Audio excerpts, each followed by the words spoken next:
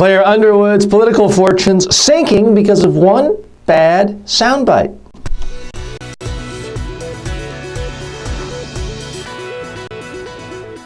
Folks, season 3 of House of Cards is out. It was released Friday. And if you're a real political junkie and media junkie, you probably did what I did and you watched at least half of the episodes over the weekend.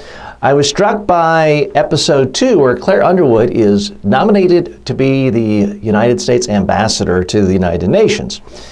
And during her confirmation hearing, she got into a little bit of a tussle with a senator from the opposing party, and she said, the military is not relevant.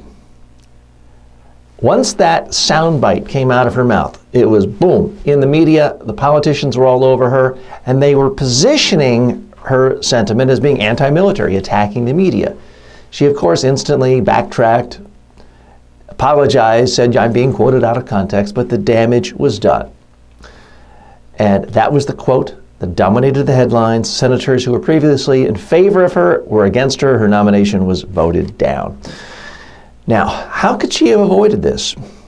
Now, I realize it's just a TV show and they can't show all the behind-the-scenes effort, but what she should have done is practice her testimony, had someone practice grilling her with tough questions, videotaping it, and then when you play the video back, you analyze every single sentence, every single phrase to see how it will be taken out of context to make you look bad.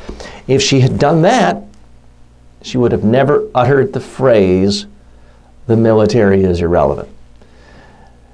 And that would have completely changed her fortunes because she would not have been positioned as anti-military. Here's the thing about people who are under the scrutiny of a Senate confirmation or a CEO during a crisis.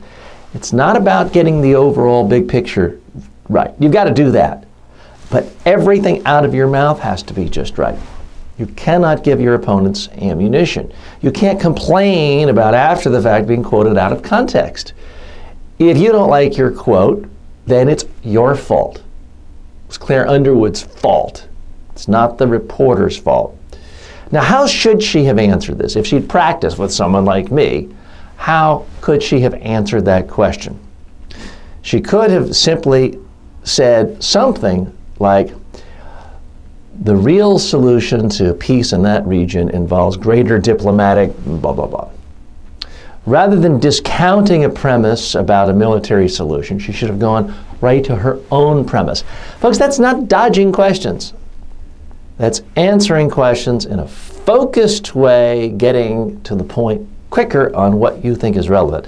That would have saved her skin. Now, folks, this is just a fictional character, and this is just a drama on TV, on the internet, really. But it's 100% relevant to what I see every single day with major politicians and CEOs, the sort of trouble they get into.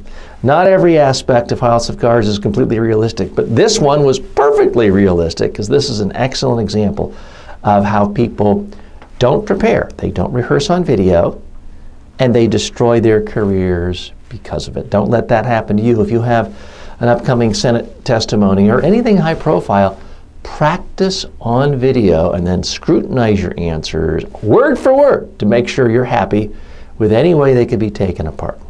And by the way, if you're a producer of House of Cards, I'm available if you're looking for a media training session for the First Lady or anyone else on the show, if you need a cameo appearance from a real media trainer.